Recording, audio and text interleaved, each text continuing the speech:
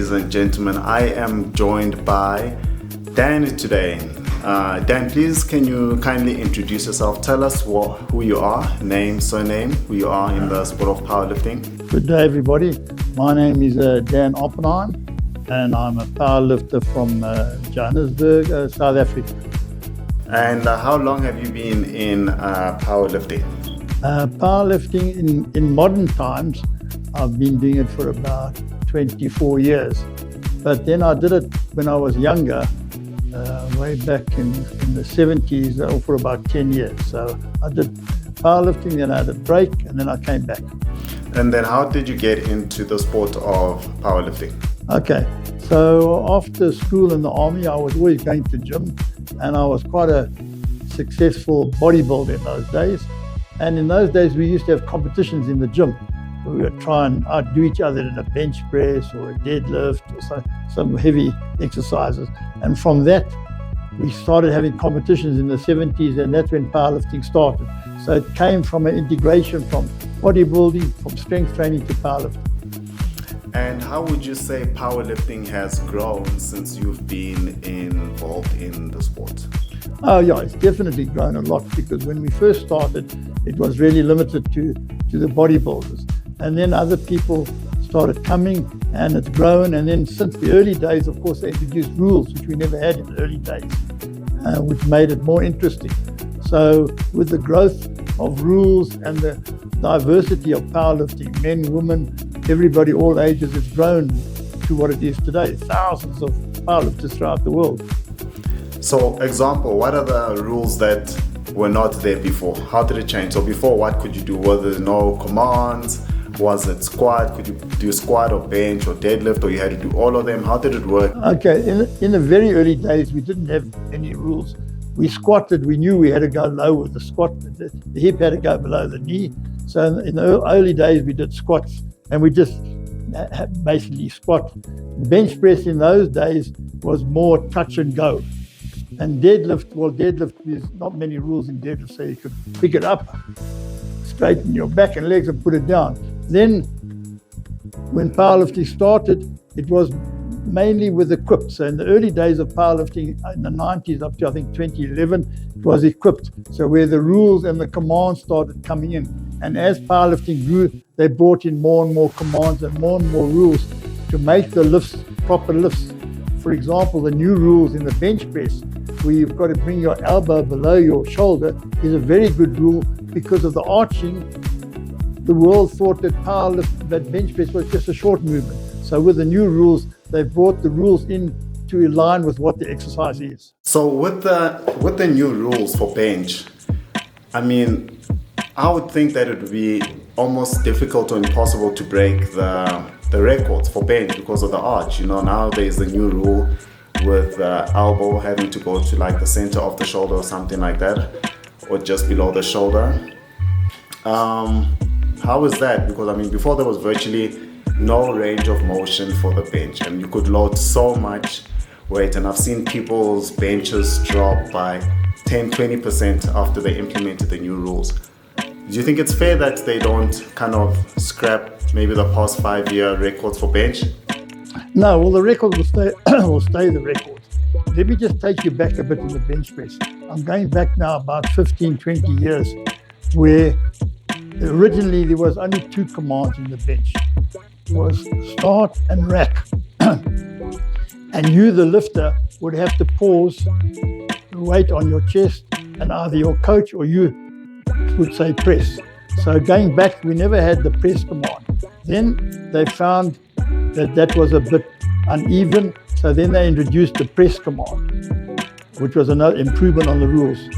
And then they also changed another rule where you bring the bar down to. Originally, the rule was that you had to bring the bar down to your sternum and push up. So the problem was that everybody has a different position for the sternum. My sternum's quite low, so I could bring it down to here and push it up, and they would fail the lift because they didn't know where the sternum was. So in order to rectify that, they improved the rules again by saying you can bring it down to anywhere as long as it doesn't touch your belt. So the clever people wear a thin belt. So now you can bring it down to here and push it up. Then about 3 years ago at a world championship, or 3 or 4 years ago at the world championships, there were a lot of world records broken. It was mainly by women where the bar hardly moved. And now because of powerlifting going on YouTube and the public seeing it, the public wrote in and said, what type of bench press is that? And of course we looked at it and it's not correct. So then there were various options. How do we get the bench to have a full range of motion? So we have to try and eliminate the arch. So the first rule they introduced is that you can't put your feet on the bench to get the big arch. Sorry, for the setup, yeah. In the setup, you can't put your feet on the bench because the Japanese will walk up, get out of the arch, and then put their feet down. So now you can't put your feet on the bench to set up. You have to go from wherever you are onto the floor. So that eliminated a bit of the arch. Then they looked at the movement of the bar, and they came up with this rule that the elbow must go below the middle of your shoulder so that you're getting an increased range of motion. Yes, there will still be a slight arch, but not as much as previously. So it will take a bit of time, but already world records have been broken with the new rule. So it won't affect, the records will always be broken and people will get stronger. You find better training techniques and getting used to benching to the new rules. So yes, you can break records and they will be broken. So Dan, with the rules, what's the process like when rules get broken, when the rules get changed? For example, implementing that the elbow has to go to the middle of the shoulder. Okay. So we have a rules committee in the IPF. So your country's federation has to put suggestions in to the rules committee. The rules committee will then analyze it and make a decision. And the following year, the rule will be implemented. There were a lot of rules suggested for the bench to improve the bench press. One of them was to have a piece of string of the range of motion that you expected the bar to move, but obviously that can't work. So I think for the moment, that rule we introduced has shown good results, and we have eliminated the very, very extreme arches. So Dan, do you think there are any other rules that relate to bench specifically that you think should be added or removed? I've got very strong ideas on the bum lifting. If you look at any competition, you'll find the most mistakes come on the bench press where the side referees don't see the bum lift. Because the side referees today have got a hell of a job. They have to watch the head, they have to watch the elbows, they have to watch the bum, they have to watch the feet. No human being can watch all of those at one time. So and to me, the biggest problem in bench press is the bum lifting. I think that is the most mistake that gets overlooked and should have more attention to it. What we used to do in the old days was we had a belt with a weight on. So we'd make sure that the person's bum was lying on the belt. And then we would say bench, and they would bench, and we'd say press. And if the bum lifted up a little bit, even a slight bit, the weight would fall. So you didn't have to watch the bum.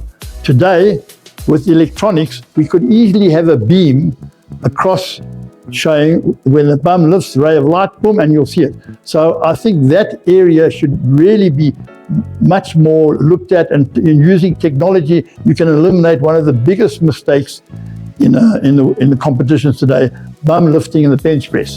As for the squat, the rules are quite clear, and you've got the two side referees. Most of the time they get it right.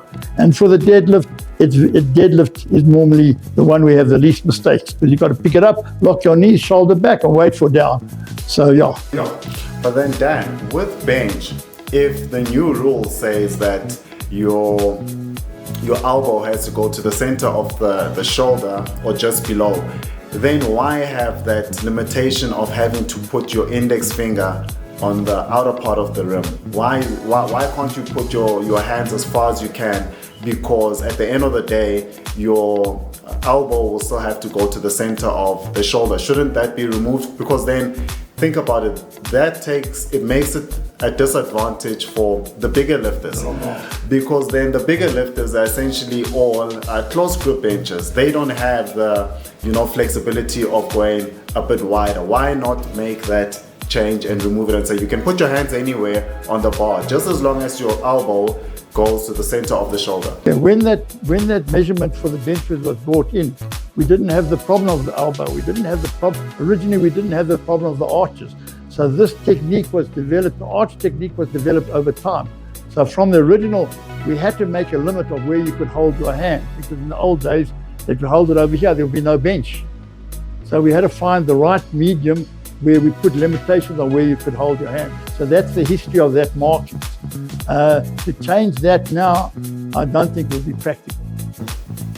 Why is it not practical? Can't you have two markings on the bar itself? Okay. We've got to find a set of rules that can be used for the lightweights and the heavyweights, and that's what we've got. We've got a standard now which basically satisfies everybody. You'll find the very big guys hold it as the maximum they can width. Okay, I was refereeing one world competition, bench press. We had in Potch, where the guy was outside the rings. And I told him to correct it. Twice he corrected it and he failed the first lift because he wasn't holding. So yes, there is thought, but at the moment, we've had not many complaints about that distance. So we have to listen to what the lifters give back to us. So that hasn't been a major problem up to now.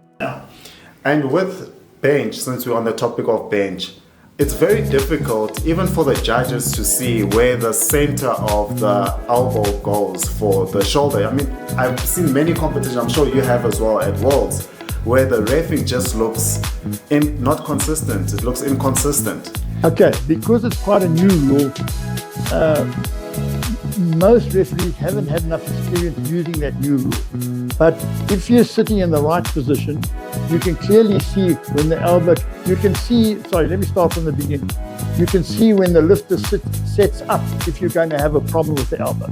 If the lifter sets up and has got a big arch, then you know you must look at the elbow. If the lifter sets up and hasn't got a big arch, don't even worry about the elbow because he will be in. So you've got to use your discretion right from the beginning of when the lifter comes onto the bench and looks, oh, this guy's got a big arch, I have to watch the bench. Then you have to watch, and then you've got to draw an imaginary line across his shoulders. And generally, it's in the middle. Generally, if you find that the elbow drifts to the bottom of the shoulders, that's it. Okay. One of the things that you spoke about is that for bench, because I mean that's possibly one of the most difficult one to judge, because you've got to see the head, you've got to see the bum, you've got to look at the feet, you've got to look at the elbow, you've got to look at the pulse, does it touch the belt, and there's commands. So would it make sense if each ref was given a specific area to focus on? Okay. So let's say the one ref on the left has to look at the feet and maybe the bum, and then the one on the other side has to look at shoulder depth. It's not gonna be advantageous if one elbow hits that and one doesn't. I mean, the bar still has to be aligned. And maybe, how would you see that rolling out? Do you think it's practical? Look, it might be practical, might be impractical. You've got to give the referee the discretion that they must referee within the rules. If it's a good referee, you can see how the lifter sets up, what he's got to watch for. So the good referee will, as the or whoever it is setting up, will know what to look for. So you can't limit the referee to look at one area, because you don't forget you have to have two reds to fail a lift. So I think at the moment, where we've got it set up at the moment with 3 referees, over the years that I've been lifting, you find in the end you get the right results. Yes, on certain competitions you might lose out, but generally our referee standard is quite good. If you compare our referee to the other federations, we're by far way ahead. Are you talking about other federations like in South Africa, like WPC, RPC, or the other federations like ABS abroad? Are you, in general, is that what you mean? In general, the other powerlifting federations around the world, yes. Since we did touch on WPC or RPC, I know that I think they were all one sport before, and then around 93, 94, there was SAPF came into being with its own federations, and some people went WPC. How did that come about? There were always far as I can remember, 2 federations in South Africa. And then in 1994, when everything was, we were allowed to compete overseas, the IPF or SAPF had to decide which way they went, and we went with IPF, and IPF got recognized by SASCOM. So that's how come, because we were non-drug and drug-free sport, that's how come that happened. The other federation is still carrying on. You've taken quite a few athletes to platform, some who have done remarkably well. One individual that I see quite often is Suva, and he speaks very highly of you. You know, Dan is a legend. Dan is the one who got me into the sport. He says, I love Dan, he's number one, you know. And Suva as well, last year in the 74s, in his last year as a junior, I think he squatted 242.5, broke the open record, and also got the junior record, and he was the overall winner for the sub-juniors by quite a few kilograms. How do these athletes come to trust you to take them to platform, and how do you actually coach your athletes to do so well? Right, so was a very good example. He came to me when he was quite young, and was very excited and needed a lot of calming down. So in the first couple of competitions, Safar would be all over the place, running around before he was to lift, and I'd have to go looking for him and had to reprimand him and get him to sit and stay and calm down. So it's a process that evolves with the coach and the athlete. There's no set one formula. Why I say that every person has a different personality. So the coach, his job is to adapt his training methods, methodology and psychology to the individual that he's coaching. A might be completely different to B, but in the end we still get the best results. So that is the secret of good coaching, to know the person's strength, to know the person's character, to know the person's personality. And when you take in an athlete to platform, is there a difference between an athlete, let's just be frank, it's a normal conversation. You've got athletes that are there to become number one, they're there to break records, they're there to really push the limits.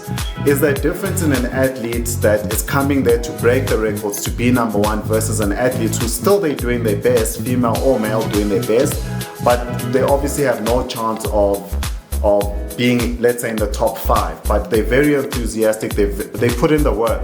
Is there a difference when you're handling those two types of athletes, would you say? So let's talk about breaking records. The most important thing in a competition is to get the result. Try and win, try and get a medal, try and get a place. I always tell the athletes, do that, the record will follow. Don't go into a competition aiming to break a record. You most likely will fail, because your starting point and your aiming point are two different things. So why do we get 3 lifts in a competition? And this is what I tell all the athletes. Your first lift must be an easy lift to be in the competition. If you look at the Americans, how often do they bomb at world competitions? Ray Williams came to South Africa 2 or 3 years ago. His coach told him in the warm-up area, you're opening too heavy. Ray Williams says, no. Of course he bombed. So there you are. So that's a good example of what not to do. Get your first lift in. The second lift is what you can do. Second lift, you work, you get it. The third lift is the bonus, is the record lift. So if you go in with that attitude on 1, 2, 3, you will succeed. If you go in with the attitude, I'm going for a record, you might open too heavy, you might bomb. So you follow the steps. Whether you're a top athlete or you're number 5, that sequence is the same. From a coach's point of view, we encourage the athlete to do his best. And the reason why we watch him so carefully is we can judge what he should do. He might want to do 220. We saw him struggle on a 200, maybe do a 210, then try the 220.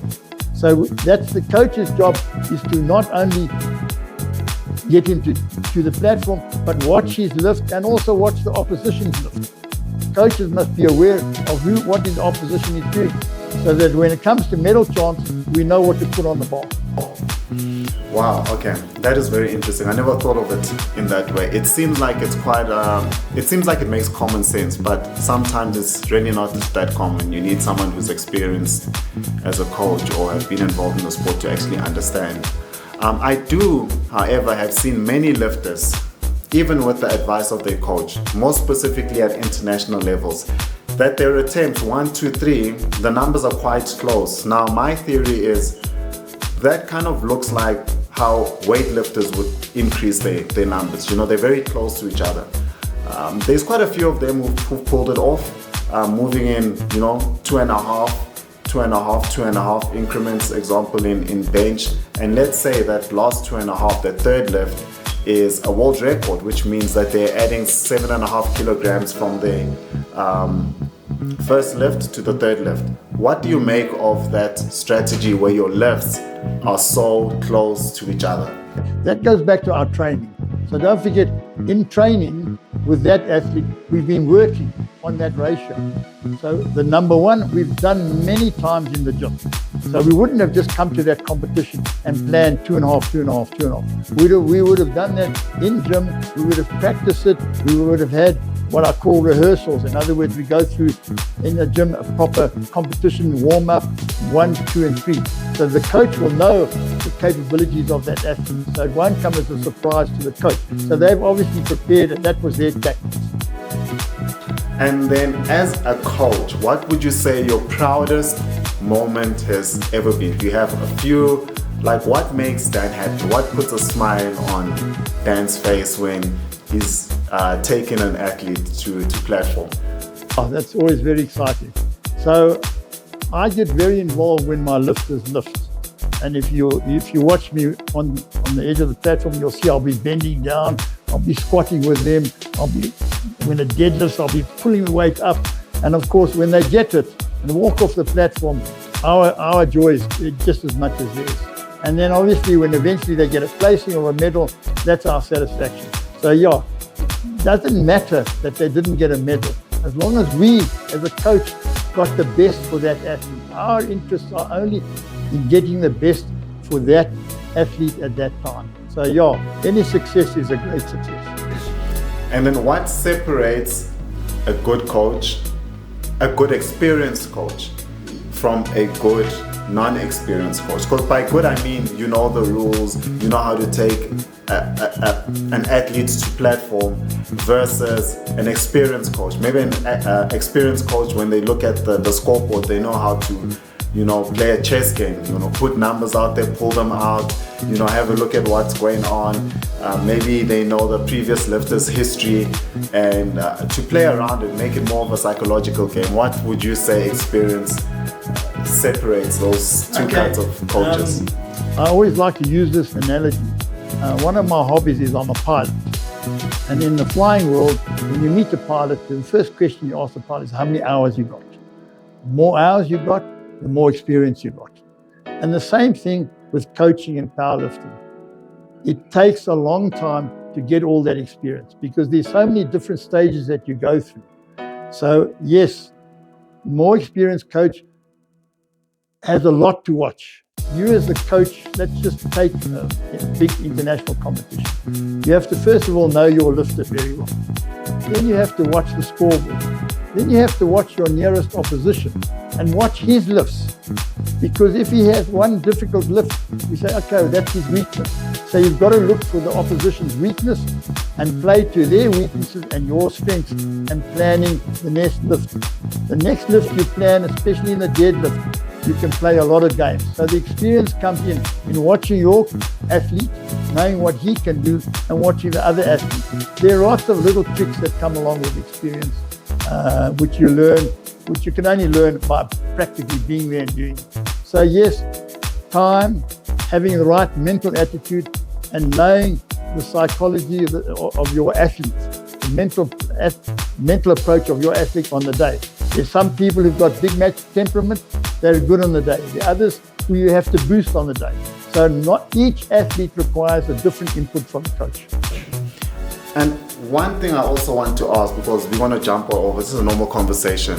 Why don't we use safeties for squats? It's something I've always asked myself. I mean, the safeties are there. Why don't they get used? Is it because if someone is squatting 200 and something or 250 and it falls, then the spotters have to unload and rack? Why don't we use safeties? Should be safeties at the bottom.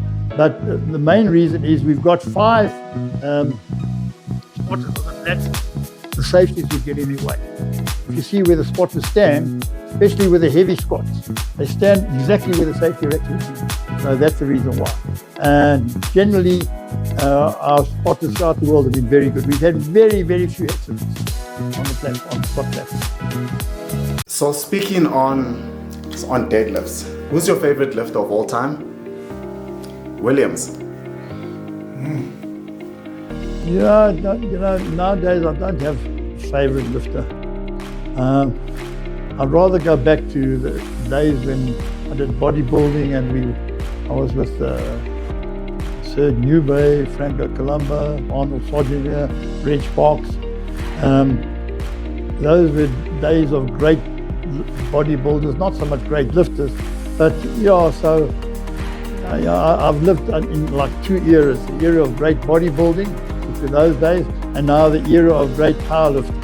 So if I had to take heroes from each, very difficult. At the moment, I don't have a hero in powerlifting. I think all powerlifters are great. Awesome.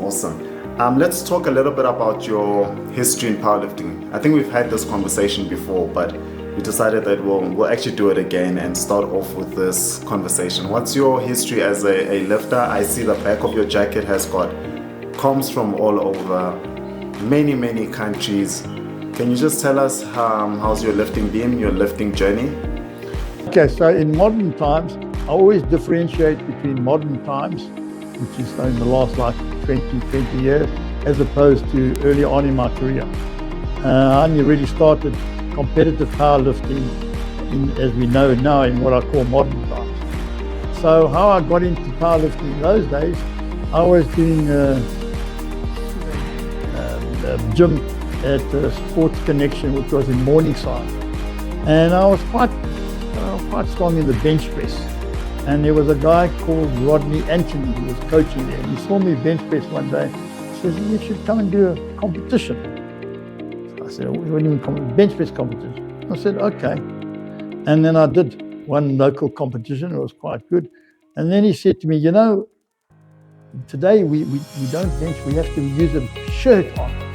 So I didn't know what a shirt was in those days. And he said, "So you put a shirt on." And I said, I suffer from claustrophobia. I said, take it off. I can't lift in this thing. Yeah, well, those days was only equipped. And I cut my lift with putting on that shirt. And I said, I can't do this. So he said, no, we must try it. And then we were benching in the gym. And I used to bench with what we call the suicide grip, like that. And he said, you can't bench like that. I said, they must change the rules.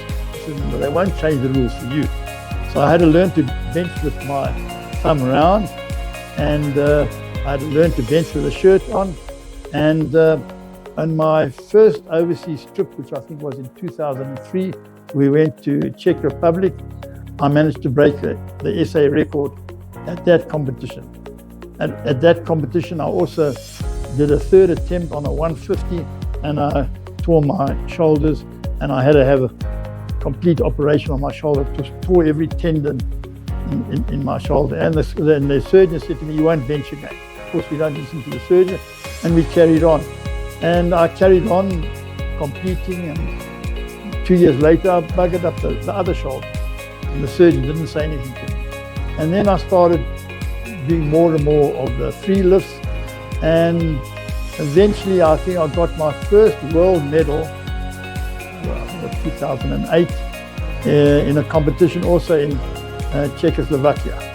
So then I started just improving, and each year I got a bit better. So over the years, I was lucky enough to improve.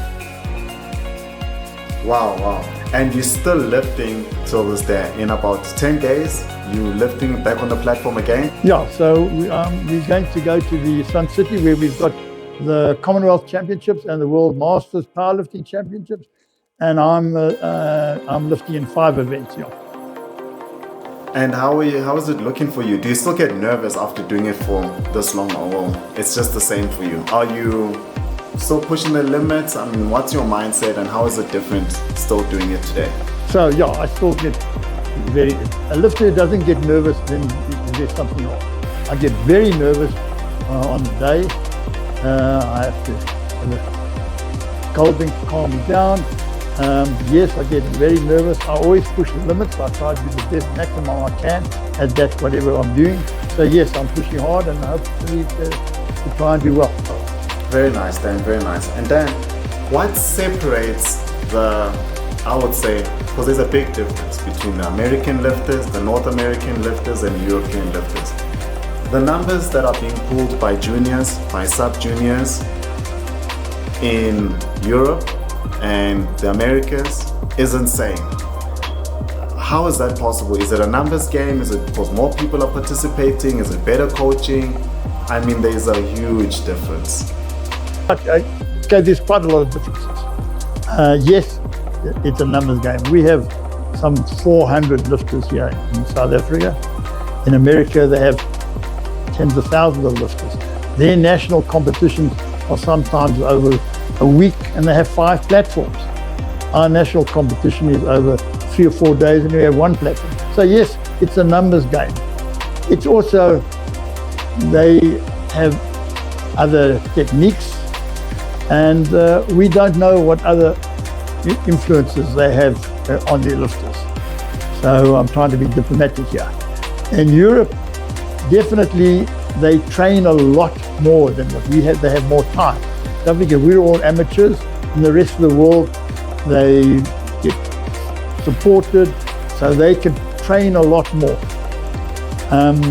We had a training course a year ago. They came out from Europe, the IPF guys, to give us a coaching course on their training methods, where they gave us all their percentages and their theories and their methodology and so on.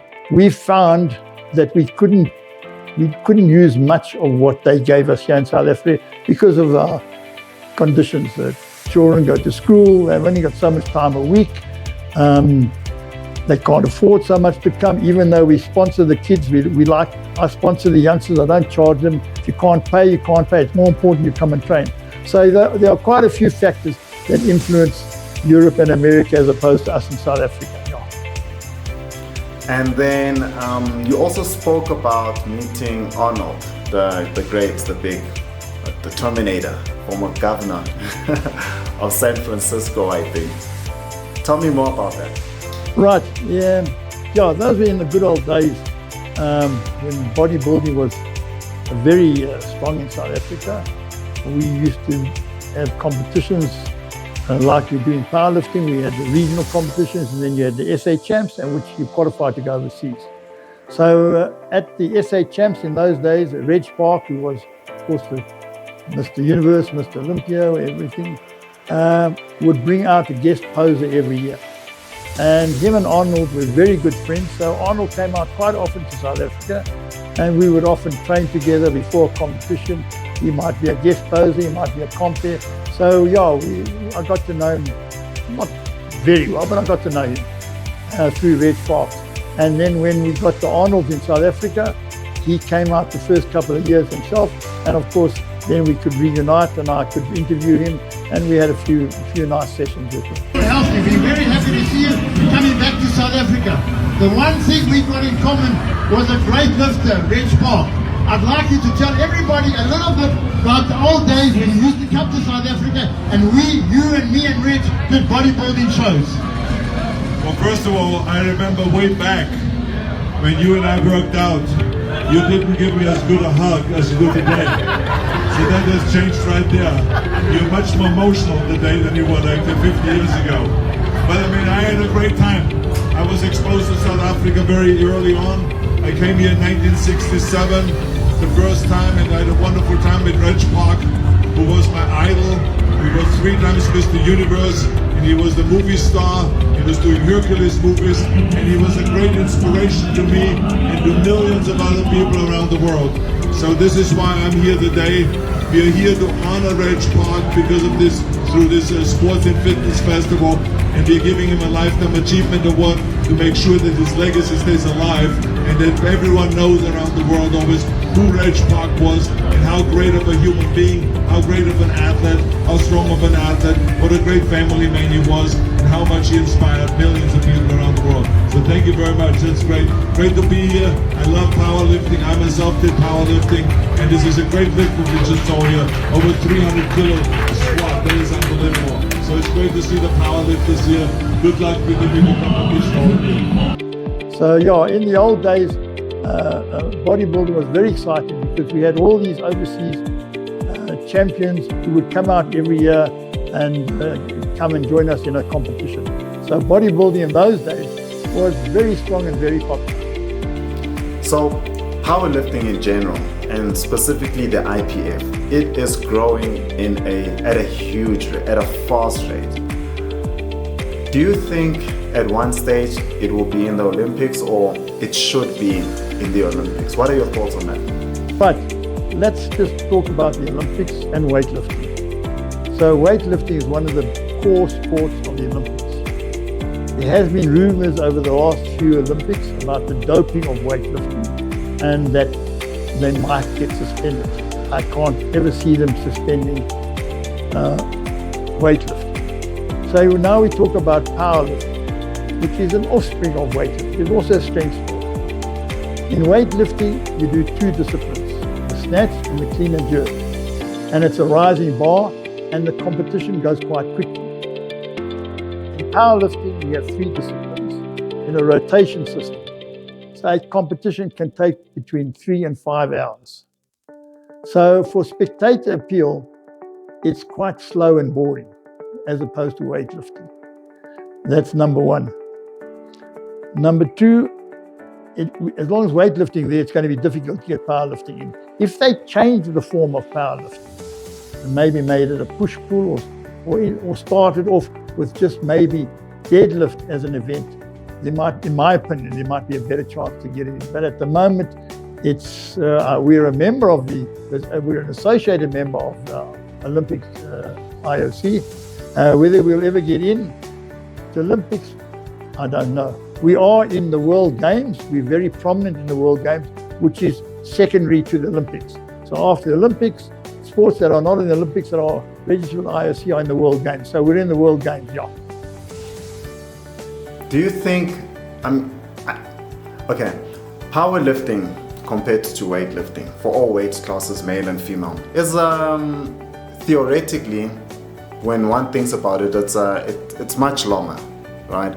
But if you actually look at the numbers, if you go on YouTube and you go on the Olympics channel, you look at the worlds and you look at those numbers, I mean, you are getting 80,000, 100,000 views within a week or so. I mean, with Sheffield, I think it had close to 250,000 views. That is a 5-hour event in less than 36 hours. 250,000 people watch Sheffield within 36 hours for 5 hours. I mean, the numbers are absolutely insane. So my theory is because I think powerlifting is actually more relatable, because you go to any gym, there's always someone who's squatting, there's always someone who's benching, there's always someone who's deadlifting. You can't do weightlifting in a typical gym. And weightlifting, you have to start at a really, really young age. With that being said, do you still think that it is because it's much longer, or shouldn't the fans spectate if it should be in the Olympics or not, just like the changing of the rules? If people are willing to watch, hundreds and thousands are willing to watch an event, isn't that evidence enough that it should be in the Olympics? Yeah, I think the modern Olympics is also to do with money and revenue. So they have to see what sells the most, because it's all about money today. And in their opinion, powerlifting is not a good seller at the moment. Yes, with the growth of viewership that we've got on social media, it might affect them, yeah. but we always live in hope. Every year, our president says, yes, we're getting closer and closer. So yeah, I'm not privy to what goes on behind the scenes. So hopefully, yes, one day we might get there. Yeah. But you do think it would be good for the sport and the athletes for it to be an Olympic sport? Oh, no doubt about it. No, I mean, to be an Olympic sport is very prestigious. We'd love it to be an Olympic sport. Yeah. And then Dan, as well, tell me about, is there anything actually you want to share with us, because you've been in the sport for long? So there's a possibility that I should be asking you something, and I'm not asking. You know, that one question is like, why is no one asking me? Is there anything you actually want to share that's interesting? Well, let's just talk about powerlifting. Let's just talk about weightlifting first. Weightlifting, of course, is far more difficult than powerlifting. Energy, speed, flexibility, and that's why the lifespan of a weightlifter is shorter than the lifespan of a powerlifter. A lot of weightlifters come to powerlifting when the weightlifting career is over. And of course, powerlifting has one big plus, is that it spans any age, male or female, anybody can do it, and it's good for everybody. That's what people don't realize, that powerlifting helps you not just to get strong and be a good powerlifter, it helps you in any sport that you can do. Usain Bolt did weights. The swimmers, the SA swimmers that won gold medals in the Athens did weight training. You can go through all the sports and you'll find that always is, at the core of the training is weights in the gym, powerlifting training in the gym for any sport. And Dan, in your opinion, what needs to be done to get more people involved in the sport? Is it a matter of people not knowing about powerlifting, or there aren't enough competitions happening? Because under the SAPF, currently we would say we have about 2 comps a year within the country, excluding Africa's and everything else. There's about 2, and then there are fun comps here and there, Barbell Bullies being one of them, probably the biggest. What do you think is missing to get the numbers, and after getting the numbers, actually growing the community and the sport? Or is it growing actually? Well, yeah, we've seen from our membership over the years, last 3 years, this year we've had the biggest membership we've ever had. So the sport is growing, not only in our federation, we see it in other federations. So our federation is quite unique in that we're the only federation where you can get Croatia colours. We're the only federation that is doping free, water and everything. We have to comply with that. So how do you expand the sport? Well, by exposure. So our social media has grown quite a lot. Yes, competitions are always a good form of expanding sport and making awareness. You say there's not enough competition. Don't forget the clubs can have their own competitions, and that's where the growth comes. The growth comes from within all the gyms. Any gym can have a competition. You can just ask me or ask any member of the SAPF. We will only be too willing to help gyms have competitions in the right way and guide them. So yes, exposure grows the sport forward. And you also spoke about Rodney being the one who got you into powerlifting, you would say? Rodney Anthony. And he's still coaching and taking athletes to platform till this day. Which other individuals have been there for the longest of time? Obviously there's Alhart, there's Honey, there's quite a few, but there's also some which aren't necessarily known now. Who are those individuals? All right, okay. So as you mentioned, Barbell Bullies, Henk and Laura have been there a long time. We've been together for many years. Fantastic coach, fantastic gym, and great people. Just great motivators and very good with people handling. Alhart is in charge of SPD, so he's still involved in powerlifting through the SPD agency.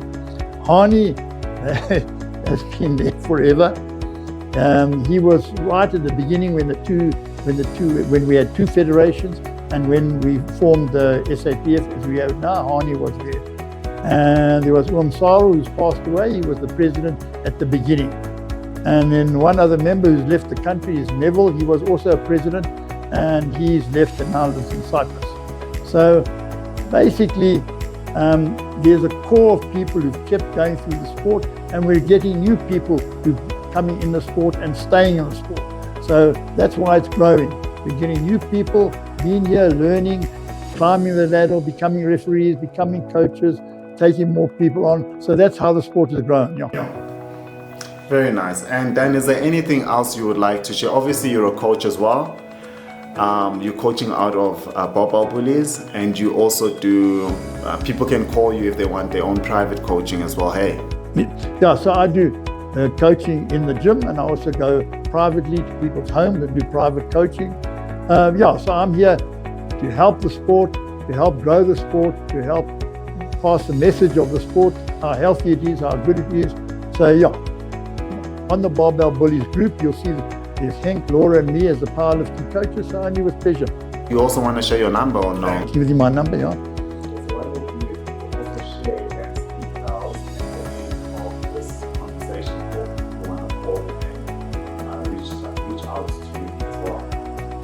Then any final words that you would like to share? No, thank you very much for the interview. Thank you for your time. And I hope that I've passed on a good message, and wish everybody success. And those who want to come join a wonderful sport, please get hold of us.